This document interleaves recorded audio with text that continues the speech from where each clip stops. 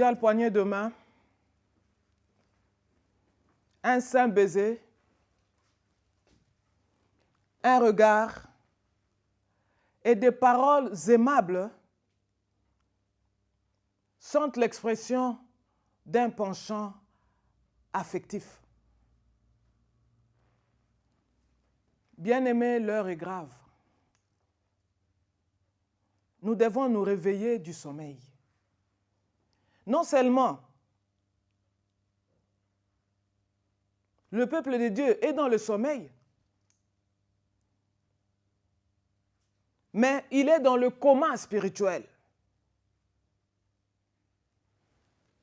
Ceci, puisse vous réveiller du sommeil. Réveillez-vous du sommeil. Réveillez-vous du sommeil. Réveillez-vous du coma. Réveillez-vous du coma.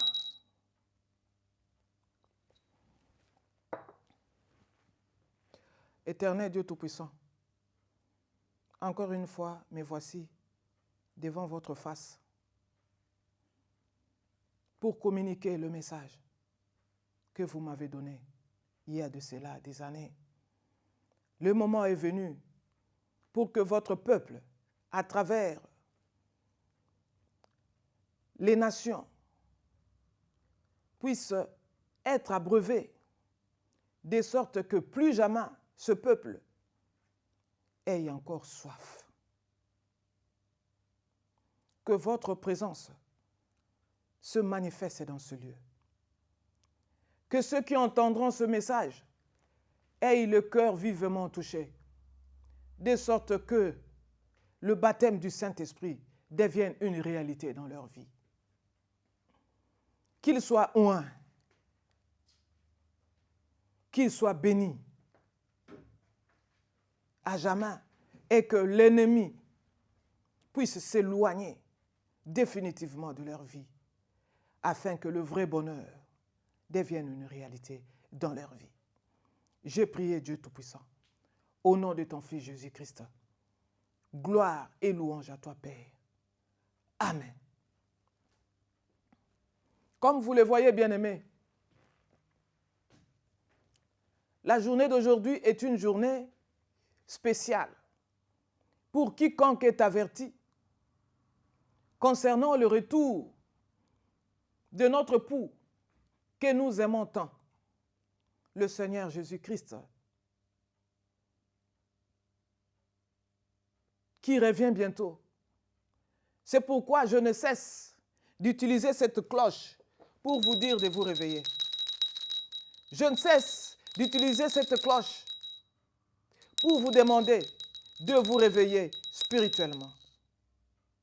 Que ce mot thanatos, la mort spirituelle, soit écarté des vocabulaires de vos vies.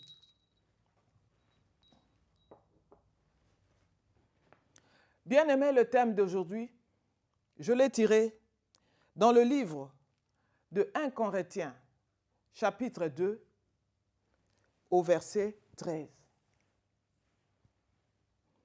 Pourquoi j'ai choisi ce thème? C'est parce que ce thème est un thème qui est abordé de différentes manières par certaines personnes mal affermies, ce qui rend la vie de plusieurs d'entre nous très compliquée. Mais aujourd'hui, nous allons essayer de comprendre la pensée de Dieu par rapport à ce thème. Explication des réalités spirituelles. 1 Corinthiens chapitre 2 au verset 13. Il va falloir que je puisse vous lire très calmement les versets bibliques qui ont trait à ce sujet spirituel. Nous vivons dans un monde physique et nous avons un monde spirituel invisible à nos yeux physiques, mais pourtant réel, dont seulement les fils de Dieu qui ont été transférés du royaume des ténèbres vers le royaume de lumière, qui pourront avoir accès à ce royaume des lumières, afin de recevoir la provision venant de Dieu, afin de recevoir les révélations, afin de recevoir les prophéties. Bref, une nourriture spirituelle qu'il faudrait donner au peuple de Dieu. Ce peuple manque de la viande. Nous devons les nourrir. Mais certaines personnes qui sont de l'autre côté du royaume des ténèbres peuvent se poser des questions. Mais la servante de Dieu, Maman Déborah, parle de la nourriture spirituelle. Est-elle devenue une folle? Les choses de Dieu sont une folie pour ceux qui périssent. Je vais très rapidement faire ces lectures. Je vais le faire très calmement, afin que pendant que je fais cette lecture, que nous puissions méditer et que nous puissions réfléchir sur ces Écritures. Car la réflexion, nous dit la Bible, est la science des saints. Je vais prendre ce passage, 1 Corinthiens, chapitre 2, au verset 13. Et nous en parlons, non avec des discours qu'enseigne la sagesse humaine, mais avec ceux qu'enseigne l'Esprit, en expliquant les réalités spirituelles à des hommes spirituels. Nous allons passer 1 Corinthiens chapitre 12, au verset 1. Pour ce qui concerne les dons spirituels, je ne veux pas, frères, que vous soyez dans l'ignorance. Pour ce qui concerne les dons spirituels, l'homme de Dieu de l'époque ne voulait pas que le peuple de Dieu soit dans l'ignorance. Il en est de même pour moi aujourd'hui. De manifester la même préoccupation. Dire au peuple de Dieu que je ne veux pas que vous continuiez à demeurer dans l'ignorance concernant les 9 dons spirituels qui sont fonctionnels à chaque fois que l'Éternel nous donne ce paquet, c'est-à-dire nous donne ce don du Saint-Esprit qui constitue un paquet que j'ai personnellement reçu dans la vision. Je venais de vous dire, il n'y a pas longtemps, concernant ce que nous recevons de Dieu, concernant les provisions que nous recevons de Dieu, ce même Saint-Esprit en nous active les dons spirituels. Et par rapport à ces dons, nous devons toujours différencier le fait de prêcher les dons et le fait de manifester les dons spirituels, qui sont classés en 3 catégories: les dons de révélation, les dons d'inspiration et les dons de puissance. Mais je voudrais insister particulièrement sur le don de puissance, qui sont le don des miracles, le don des guérisons et les dons de la foi. Que maintenant que nous sommes en guerre, quand bien même la vie chrétienne est une vie de fête, nous sommes à chaque fois entourés des ennemis qui nous entourent jusqu'à ce que le cercle se referme. Mais dans ce cercle même, l'Éternel est avec nous et il nous protège. Lui que j'appelle le grand aigle ne va pas s'empêcher de nous protéger, de te protéger en tant que brebis. Voilà l'image.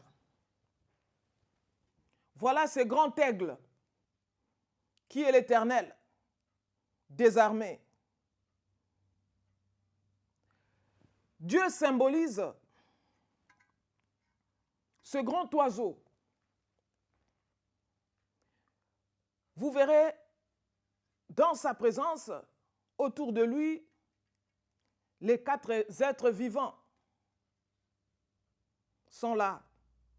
Mais un être vivant, à l'image de l'aigle, de cet oiseau. Cet oiseau est un oiseau royal, est un oiseau pas comme tous les autres oiseaux. Il ne mange que la nourriture fraîche. Nous devons recevoir de Dieu les choses fraîches. Concernant cette nourriture fraîche qui doit nous venir du ciel, je vous annonce que Dieu a déjà fait lever une armée de ce dernier temps. Cette armée qui est une race de vainqueurs, une race rare, une race très forte, une race des généraux, des personnes inébranlables auxquelles Dieu a fait visualiser le 3e ciel. Je vous parle dans la dimension du 3e ciel, où le Seigneur m'a montré son sang, sa vie. Il est bel et bien assis à la droite du Père. Notre Dieu est un Dieu souverain. Il peut faire tout ce qu'il veut avec toutes les personnes qu'il a choisies. Donc, par rapport à ça, nous devons nous focaliser sur les 3 dons de puissance pour soulever les montagnes, pour faire ébranler les systèmes établis dans les nations, de sorte que nous, enfants de Dieu, puissions infiltrer les secteurs, les 7 montagnes, les 7 secteurs, sans omettre une secteur quelconque, afin que, quand les méchants viendront détruire le peuple de Dieu, que leur méchanceté n'ait aucun impact sur les enfants de Dieu. Je cite, quand le méchant, un seul méchant, domine, le peuple gémit. Mais quand les justes, au pluriel, se multiplient, le peuple est dans la joie. L'heure a sonné. L'heure a sonné pour que le peuple de Dieu quitte le coma spirituel. L'heure a sonné pour que le peuple de Dieu se lève comme un seul homme et qu'il se mette en marche. Qu'il se mette en marche derrière le Saint-Esprit afin de se mettre à laver sa robe, car sa venue est proche. Je parlais des 3 dons de puissance. Par rapport à ces 3 dons, nous devons demander au Seigneur de nous donner le don de la foi, afin que rien ne soit impossible par rapport à tout ce que nous faisons. Nous avons besoin du don des guérisons. Ce don-là, je vous informe qu'il est déjà fonctionnel pour moi qui vous parle. Dieu a oint mes mains Et seule la foi est en train de manquer chez plusieurs personnes. Les gens sont incrédules. Et l'onction n'a jamais été communiquée là où les gens sont incrédules. Le don de guérison. Combien d'entre nous souffrent avec beaucoup de maladies? La science a des limites. Mais je vous informe que nous avons un Dieu qu'on appelle Jéhovah Rapha, qui est capable de vous guérir, quelle que soit la gravité de votre maladie, quelle que soit l'incurabilité de votre maladie. Mais encore, le don de miracle. Au début,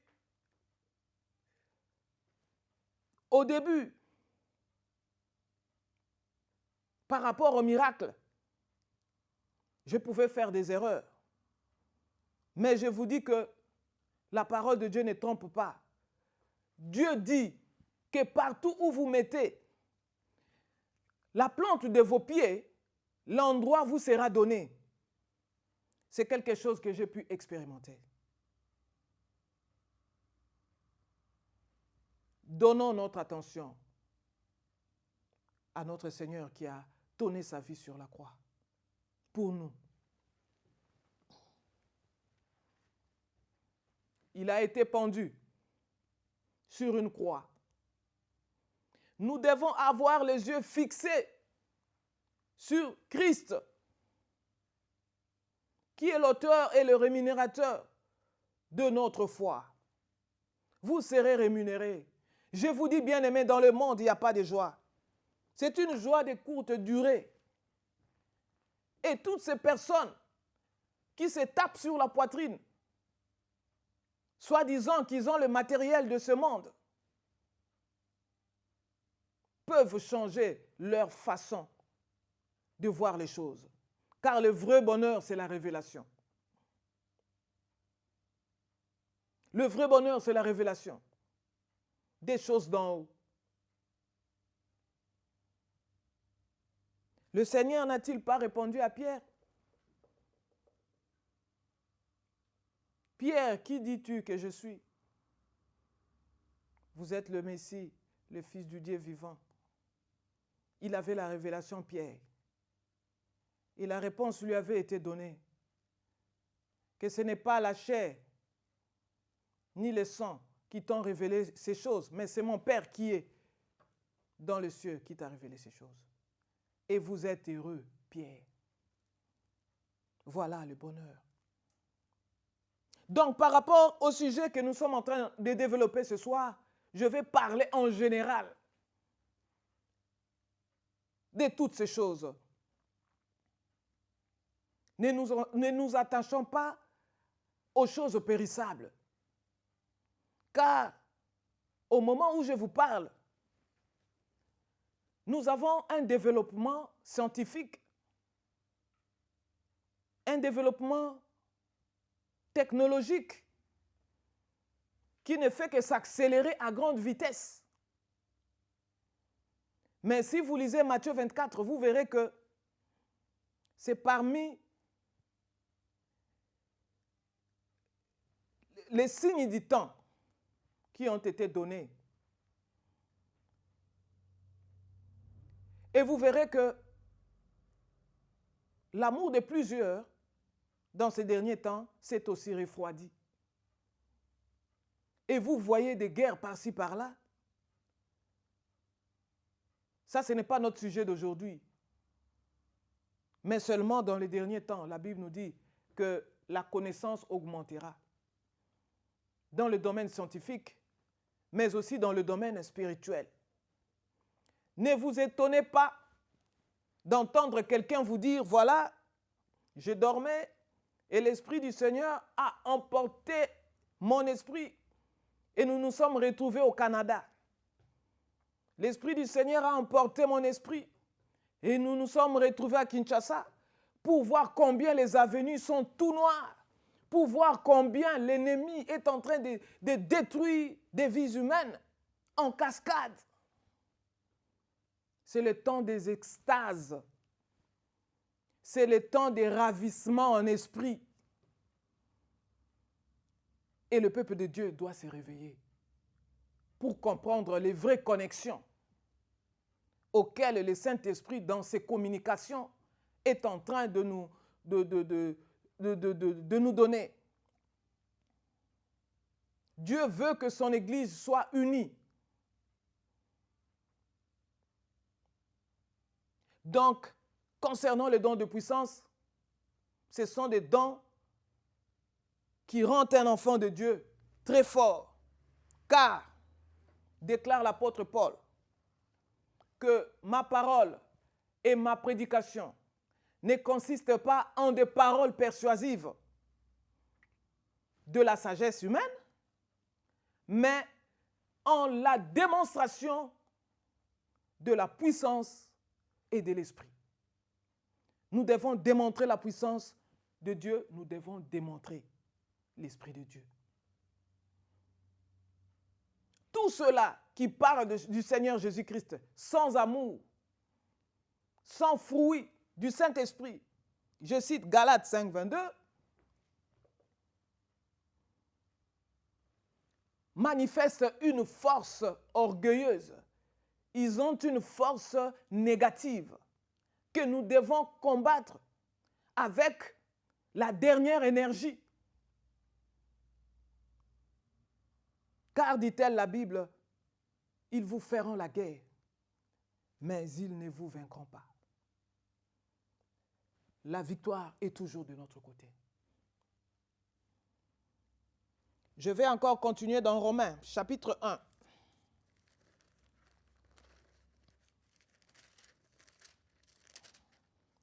Romains, chapitre 1, au verset 11. La Bible nous dit ceci. Car je désire vivement,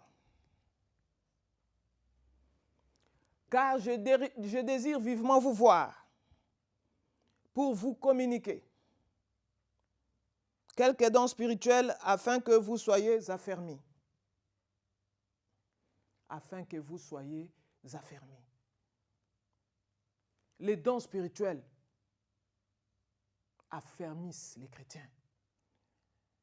Un chrétien qui a déjà expérimenté les dons spirituels dans sa vie n'est plus un bébé spirituel qui s'adonne au lait, mais c'est une personne qui entre dans la dimension de la nourriture solide. Donc, les dons spirituels, les 9 dons spirituels doivent être prêchés et manifestés dans l'Église du Seigneur Jésus-Christ. Romains chapitre 7, au verset 14. Toujours dans le même ordre d'idées. La Bible nous dit ceci. Nous savons en effet que la loi est spirituelle, mais moi, je suis charnel, vendu au péché. Nous savons en effet que la loi est spirituelle, mais moi je suis charnel, vendu au péché. La loi de Dieu, bien-aimé, est spirituelle. Si vous me voyez ramener ces objets afin d'illustrer ce message, de sorte que les païens qui sont dans la mort spirituelle soient attentionnés, ce n'est pas pour rien. Mais en réalité, la loi de Dieu est spirituelle. Donc, je peux déchirer cette Bible qui est composée de papier blanc et l'encre noire. Je peux ne pas la voir, mais j'ai la loi de Dieu dans mon cœur. Ma conscience est fonctionnelle. Je suis très conscient du mal et du bien. Je le sais très bien que je ne peux faire du mal à personne. Telle est la loi de Dieu spirituelle dans nos cœurs. Parce que le Dieu que nous servons est un Dieu bon.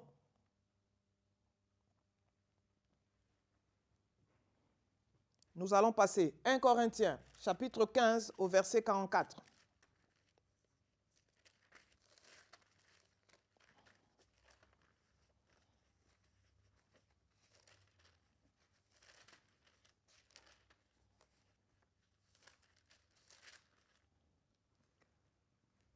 Chapitre 15, au verset 44.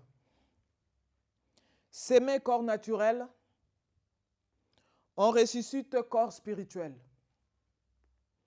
S'il y a un corps naturel, il y a aussi un corps spirituel.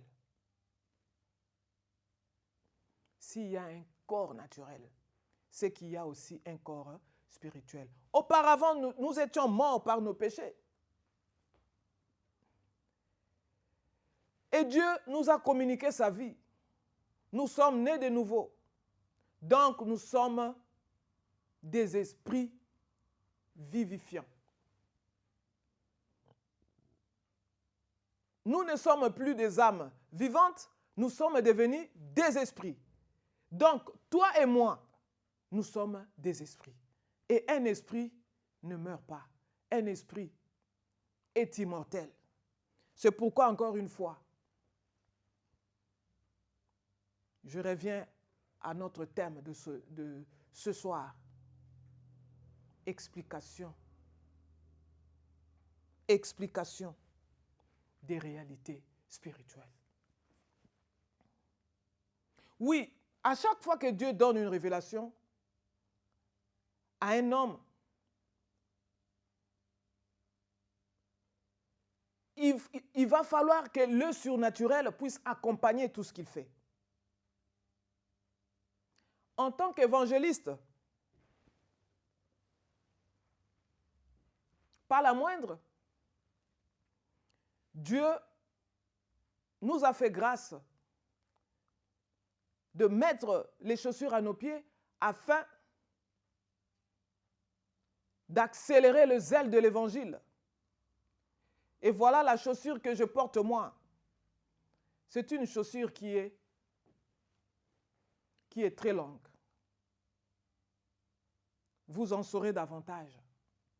Il y a évangéliste et évangéliste. C'est pourquoi nous allons faire notre travail, nous allons accomplir notre mission sur cette terre valablement. Et nous le ferons avec excellence afin que les nations soient abreuvées. Voilà, le Seigneur m'a appelé dans ce ministère évangélique. Et je suis en train d'œuvrer aussi du côté prophétique. Car pour commencer, je suis le prophète de ma propre vie.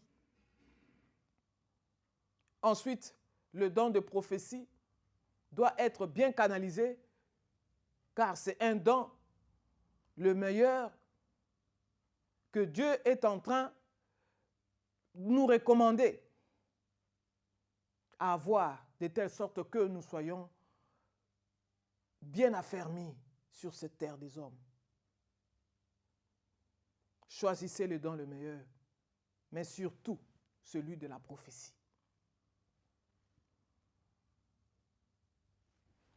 Bien-aimés, nous allons continuer. Nous sommes dans Galates chapitre 6.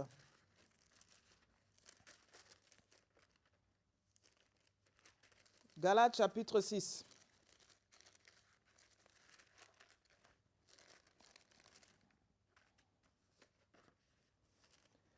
Chapitre 6 au verset 1. Je fais la lecture. Frères, si un homme vient être surpris, si un homme vient à être surpris en quelque faute, vous qui êtes spirituels, redressez-le avec un esprit de douceur et prenez garde à vous-même de peur que nous aussi, nous ne soyons pas tentés. Je répète, frère, si quelqu'un vient à être surpris à quelque faute vous qui êtes spirituels, redressez-le avec un esprit de douceur. Là-dessus, je voudrais soulever un point pour dire au peuple de Dieu de ne pas confondre la douceur à la naïveté et de ne pas confondre la douceur à la lâcheté et de ne pas confondre la douceur à la timidité, car la timidité est un esprit. Nous dit le Nouveau Testament, je ne vous ai pas donné un esprit de timidité, mais un esprit d'amour, de force et de sagesse. Soyons doux, mais pas lâches. Tel est le caractère de l'agneau. Nous allons continuer. Éphésiens.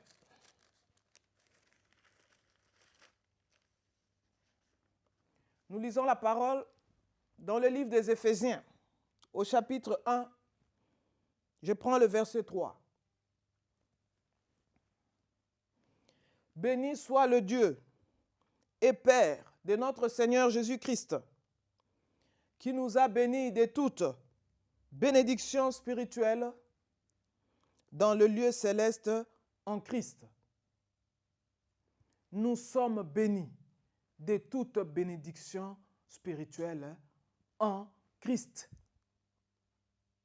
Nous sommes en Christ. Ce qui veut dire que nous sommes protégés. Nous sommes dans le creux du rocher. Nous sommes protégés. Nous sommes à l'intérieur de lui. Ce qui est quelque chose de merveilleux. C'est une protection, le fait d'être en communion avec le Seigneur. Et cette communion nous pousse à avoir un cœur purifié. La Bible nous dit de garder notre cœur plus que toute autre chose, car de notre cœur viennent les sources de vie. Voilà l'état que doit avoir le cœur. Notre cœur doit être blanc. La blancheur, c'est une couleur qui symbolise la sainteté. Et de l'autre côté, c'est écrit en finnois, Ystävälle. Ça nous rappelle l'amitié. Nous sommes les amis du Saint-Esprit. C'est pourquoi si tu veux être un ami du Saint-Esprit, essaye de purifier ton cœur. Nous nous connaissons de visage, mais nous ne nous connaissons pas de cœur. Seul Dieu peut sonder nos cœurs et nos reins. Et seul Dieu peut révéler à ses amis les états de cœur de tous ses ennemis qui nous environnent. Et c'est aussi un élément que j'ai amené toujours concernant notre cœur. Cette couleur rouge est une couleur de la royauté. Une cœur. La couleur de la royauté. Donc, bien-aimés, c'est la chose que nous devons garder jalousement. Ce n'est pas nos immeubles, combien même nous en avons besoin, ce n'est pas notre argent, ce n'est pas tout ce que nous pouvons avoir comme matériel, mais c'est notre cœur que nous devons garder plus que toute autre chose. Je cite notre esprit en communion avec le Saint-Esprit. Nous allons passer, je pense, par rapport aux bénédictions que nous avons. Chacun de nous a compris. On ne parle pas ici des bénédictions matérielles. Je peux encore répondre. Éphésiens chapitre 1 au verset 3. Béni soit le Dieu et Père de notre Seigneur Jésus-Christ, qui nous a bénis de toute bénédiction spirituelle. On ne parle pas de bénédictions matérielles. Les matériels, c'est ce que Dieu nous donne par surcroît. Et c'est périssable. D'où cessons de nous attaquer, de nous attacher, de nous vanter pour des choses périssables.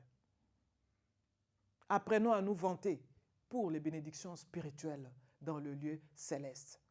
D'où investissons sur la terre pour l'éternité, afin que dans le tribunal du Christ, nous puissions être récompensés, nous puissions avoir la plus grosse couronne.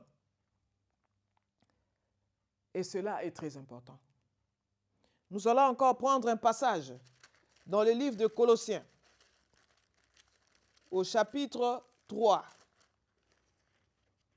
Et je prends le verset 16. La Bible nous dit ceci. Que la parole du Christ habite en vous avec sa richesse. Instruisez-vous et avertissez-vous réciproquement en toute sagesse par des psaumes, des hymnes, des cantiques spirituels, sous l'inspiration de la grâce, chantez à Dieu de tout votre cœur. Je vais prendre les deux premiers éléments ici. Que nous devons nous instruire et nous avertir réciproquement. Je me demande comment est-ce que le peuple de Dieu peut ne pas comprendre ce croquis qui englobe pratiquement le fonctionnement de l'Église de Jésus-Christ en tant que souverain. Nous avons 6 éléments que nous devons retenir afin de ne plus faciliter les fissures, les divisions que nous amène l'ennemi. 1, je dis que l'Église de Jésus-Christ est une Église unie. Au fait, l'unité des personnes qui ont le même esprit. Car quand bien même nous pouvons venir en aide à nos frères et sœurs qui tombent, mais nous devons prendre garde que nous ne puissions pas aussi tomber. Il y a 1, unité. 2, il y a diversité. 3, il y a pluralité dans l'Église de Jésus-Christ. Il y a plusieurs membres. Et il y a des divers dons qui sont donnés. Nous avons dans l'Église de Jésus-Christ l'échange. Nous avons la complémentarité et l'interdépendance. J'ai besoin de ton don, il a besoin de mon don. On échange.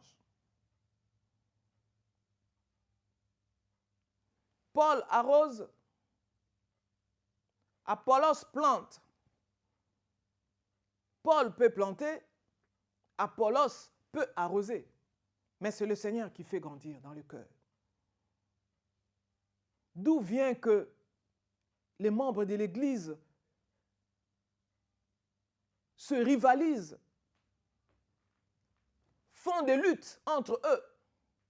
Ils n'ont pas compris que le champ de Dieu est large et que les membres de ce champ doivent travailler dans la complémentarité. Vous ne pouvez pas prendre l'œil et le mettre à la place de l'épaule et prendre l'oreille, le mettre à la place de la cuisse. Le corps sera monstrueux. il y a des organes qui sont en désordre. Vous ne pouvez pas aller occuper une fonction si Dieu ne vous place pas là-bas, si Dieu ne vous établit pas à cet endroit. Ça, c'est du désordre. C'est pourquoi vous voyez dans certaines églises, il suffit de voir, juste à premier coup d'œil, on sent que beaucoup de choses ne sont pas en ordre. On sent que beaucoup de choses sont en désordre. Et dans de tels endroits, il est difficile que la gloire de Dieu puisse se manifester. Nous travaillons dans la complémentarité. Il faut beaucoup réfléchir là-dessus. Et ensuite, c'est l'interdépendance. Les organes de notre corps sont attachés. Le malheur de l'un ne doit pas faire le bonheur des autres dans l'Église. Quand un membre de l'Église est affligé, ça ne peut pas faire la joie des autres. Nous devons participer au malheur des uns et participer aussi au bonheur des uns à chaque fois que le Seigneur bénit son peuple. Retenez ces 6 éléments. L'unité, la pluralité, la diversité, l'échange, la complémentarité et l'interdépendance. Et Dieu au centre fait ce qu'il veut. Il n'a ni conseiller, il n'a ni une personne qui peut le commander. Dieu fait ce qu'il veut parce qu'il est le seul souverain. Je vais encore continuer. Pour que nous ayons une bonne compréhension de ce texte, en toute sagesse, nous sommes en train de nous instruire et nous avertir avec sagesse. Et je reviens encore pour dire, par rapport aux avertissements, combien de messages n'ai-je pas donné à plusieurs d'entre nous pour leur avertir qu'un danger est en train d'arriver? Une église sans don spirituel n'a pas de yeux, n'a pas d'oreilles, n'a pas de pieds. Et je viens de parler de la complémentarité. Le don que tu n'as pas, tu peux l'expérimenter auprès de l'autre. Tu peux bénéficier de bienfaits de ce don chez quelqu'un d'autre. D'où il n'y a pas de place pour l'orgueil dans l'église de Jésus-Christ. Il n'y a pas de place pour les orgueilleux. Et il n'y a pas de place pour le faux dans l'église de Dieu. Nous travaillons dans le véritable, dans le vrai. Nous sommes à un temps où il est difficile pour un faux chrétien de tricher, de se camoufler, de s'infiltrer. À moins qu'il soit dans les milieux des bébés spirituels, il peut facilement les exploiter par des paroles mensongères. Mais pour des personnes affermies, cela est très difficile. Nous avertir. Il y a des gens qui sont morts sans pouvoir même dire au revoir à leurs enfants. Seulement pourquoi? Ils ont négligé Maman Déborah, ils ont négligé un homme de Dieu qui pourtant avait reçu quelque chose. Mais ils n'ont pas compris ce sens de l'unité. Ils n'ont pas compris ce sens de l'échange des dons spirituels dans l'Église. Car l'Église de Jésus-Christ est un corps mystique, spirituel, invisible, mais réel. Cessons de tournoyer autour des églises locales qui ne sont que des structures établies, qui ne peuvent qu'être que des organisations d'hommes. Mais faisons la part des choses pour comprendre l'organisme et l'organisation. Les hommes peuvent organiser l'Église. Mais du côté organisme, c'est Dieu seul qui peut équiper son peuple, de sorte que ces deux éléments puissent se compléter. Une Église organisée sans organisme n'est pas une Église normale. Et c'est le Saint-Esprit qui dirige son Église. Les églises qui sont dirigées par des hommes, par des pasteurs, ne sont pas encore devenues des églises. Et une église n'est pas les bâtiments qu'on peut voir.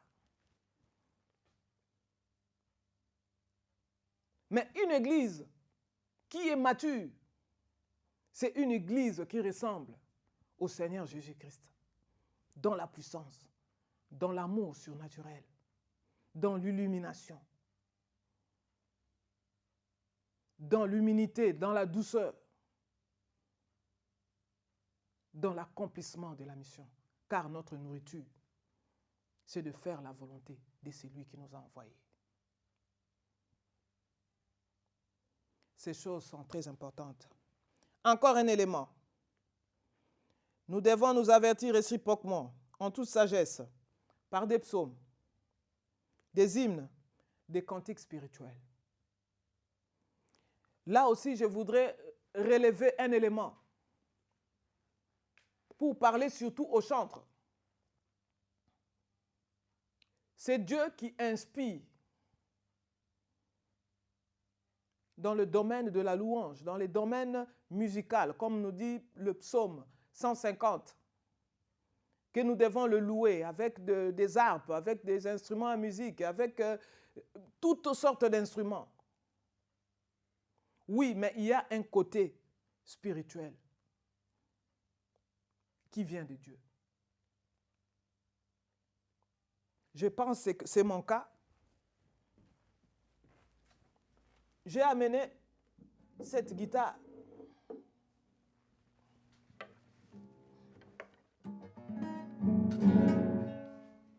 Je l'ai amenée pour vous dire que je n'étais pas née musicienne, mais le Seigneur a voulu que je puisse me former dans ce domaine, afin que, à chaque fois que je chanterai, je jouerai la guitare. Que les esprits mauvais quittent les gens et aillent dans les lieux arides. Nous sommes revenus au temps où, quand le chantre de l'Éternel, David, qui était à la fois sacrificateur et roi, jouait sa musique, c'était à la fois le surnaturel, une musique sacrée qui donnait à la fois la gloire à Dieu, qui amusait les auditeurs. Seul Dieu peut nous donner des mélodies. J'ai eu des mélodies que je fais. Je ne l'ai appris de personne.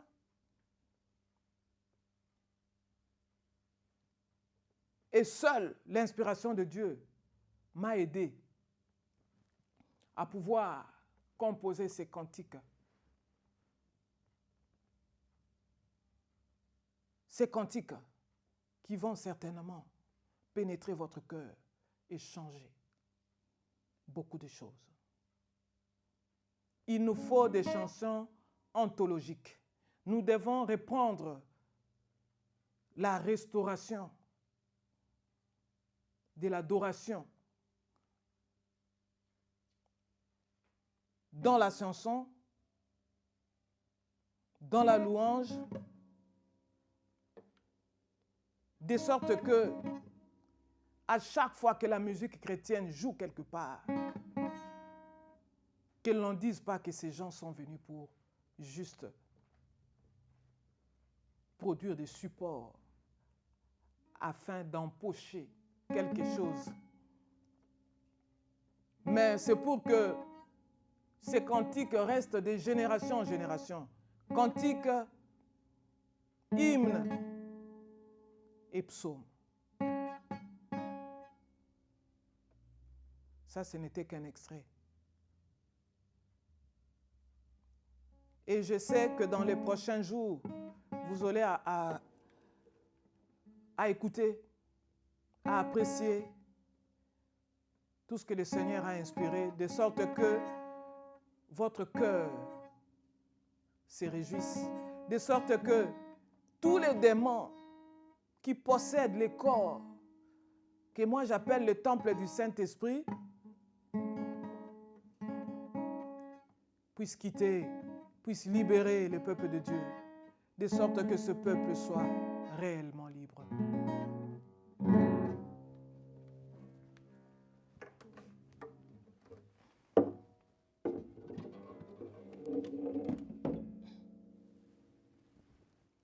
Je disais que nous devons nous avertir réciproquement. C'est quelque chose de très important. C'est quelque chose de très important. À chaque fois qu'un enfant de Dieu veut produire un CD, c'est seul le Saint-Esprit qui fait sa commande. Joue-moi telle chanson, fais-moi ça, fais-moi ça, fais-moi ça. Et pendant que tu travailles pour produire ces cantiques, il est là. Et il touche vos mains, il oint vos mains pour que vous puissiez jouer des rythmes bien, pour que vous puissiez produire des sons agréables à l'oreille. Et encore une révélation, quand j'ai commencé à chanter, ma voix était rock, ma voix n'était pas tellement nettoyée. Et j'ai demandé au Seigneur d'ouvrir ma voix, il a fait. Mais pour ceux qui n'arrivent pas toujours à avoir une voix portée, une voix qui peut bercer les oreilles des hommes, le Seigneur m'a montré un fruit. Un fruit qui, quand vous le mangez quotidiennement, peut aussi améliorer votre voix. Et vous allez chanter merveilleusement. Et vous aurez une voix aiguë. Ça, c'est dans les jours qui viennent. Je vais présenter ce fruit. C'est un fruit qu'on trouve au Congo. Les gens en mangent même avec des chikwang. Mais ne savent pas que c'est un fruit qui peut ouvrir les cordes vocales, qui peut arranger encore le son de notre corde vocale. Et nous pouvons communiquer cette connaissance au monde entier. Vous voyez comment Dieu donne la richesse au peuple de Dieu. Ça, je m'adresse à tous les chantres, à tous ceux qui sont dans la musique et qui veulent améliorer l'état de leur voix. De prendre contact, nous allons en parler en long et en large parce que ce n'est pas le sujet, notre sujet d'aujourd'hui.